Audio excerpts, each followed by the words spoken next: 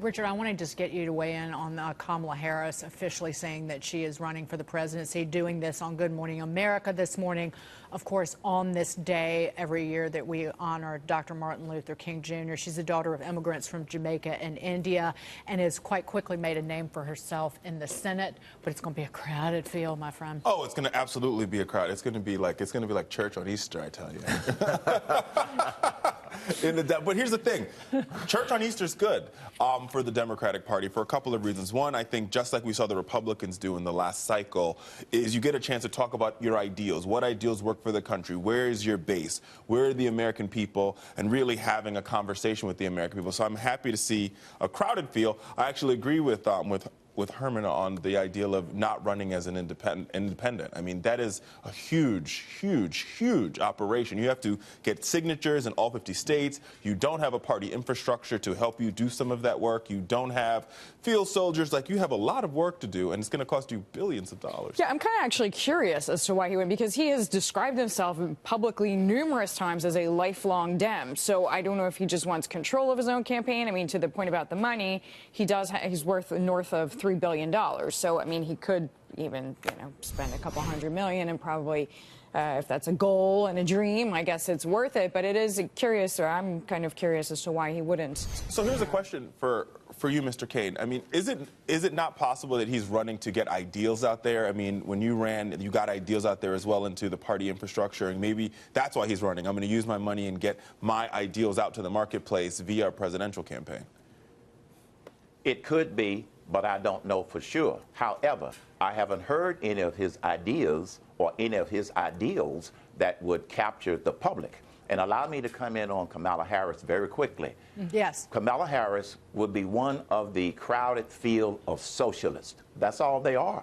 They aren't proposing any centrist democratic ideals. Most of them are trying to get attention and to get their ideals out there, as was previously stated, by going to the far, far, far left. So I don't think that middle America, I don't think that most people in America are ready for a socialist to be president of the United States of America. Mr. Cain, why is she a socialist? I mean, that's a heavy claim. I mean, how do you? I know it's a heavy claim. Have you listened to some of the things she has supported? She supports Medicare for all. That is a socialist idea that has never worked anywhere in the world. Socialism. No. Now you're twisting it into what the benefit might be. Let me finish. Allow me to finish. Look at the countries who have tried Medicare for all, controlled by the government. Long term, it does not work. Canada, so don't give me this. The United Kingdom, Finland, no, it doesn't. Why don't Sweden. you talk? Well, Herman, I'll point this out, Herman. The Medicare for all proposal that Bernie Sanders has delivered in Washington, that has been backed by Kamala Harris, backed by Elizabeth Warren, backed by Cory Booker, it gets rid of Medicare as we know it, and it gets rid of private insurance, that private insurance would not be allowed to exist under, quote, Medicare, this Medicare for all proposal. There would be no competition allowed for the government plan. And so that is the issue. It is a complete takeover. It's not Britain's system, but it's a complete takeover of the insurance system in this country. And that, whether you want to call it socialist or not, it is a great deal of more government intervention into our health insurance system. That's the problem. It is total government control of our health insurance and health care system. That's what's wrong. There's another way to solve the problem that makes sure that everybody gets covered. I want to go all the way back to pre-Obamacare.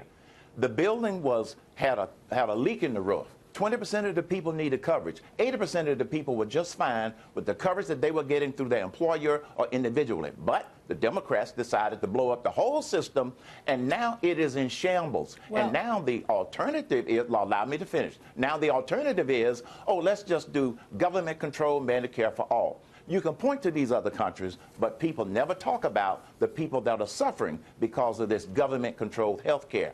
Government-controlled insurance on top of government-controlled health care is a bad proposition for the United States of America. But the Republicans had the opportunity when they controlled the House and the Senate to fix what was wrong with President Obama's health care plan, and they couldn't do it, and they didn't do it. So No, they couldn't do all of the things, Dagan, because certain things that they wanted to do would have required 60 votes. They couldn't get the 60 votes. So they did what they could do based upon being able to get 51 votes. But Mr. Cain, there were Republicans that voted against Donald Trump's plan to repeal and replace, number one. And number two, aren't there, like, if you talk to the American people, the Affordable Care Act is very popular. If you talk to parents who have kids in college, they'll say, no, this is very popular. My kid can go to the doctor while they're in college. That's a big deal. So, I mean, I think a leaky roof might not be the best analogy. I think it was more like there was a hole in the roof and it was raining. No. The leaky roof analogy that I gave is the best analogy. Now, the people that you're talking to who say that they like it, that's fine. Why don't you talk to the millions of people who do not like it? Why don't you talk to the people that I talk to when I travel, when I do my show, or whatever the case may be? You can always find an exception that says, majority of this is a good Americans thing. like the Affordable Care Act. Are you going to let me finish my statement or what? See, there you go. You interrupt before I finish my thought. I'm simply saying you're not talking to enough people that are not happy with it. You can always find an exception that says that they like it if it satisfies your goal politically of getting something like Medicare for all. I don't agree with it, and most Americans don't agree with it. Herman, I'll leave it this with you. Whatever word you want to use, the danger that the Democrats who want to win the nomination for 2020, the danger that they will encounter is they all push each other so far left that you have to be far, on the far left to win the nomination. But then what does that do for you in the general? We shall see.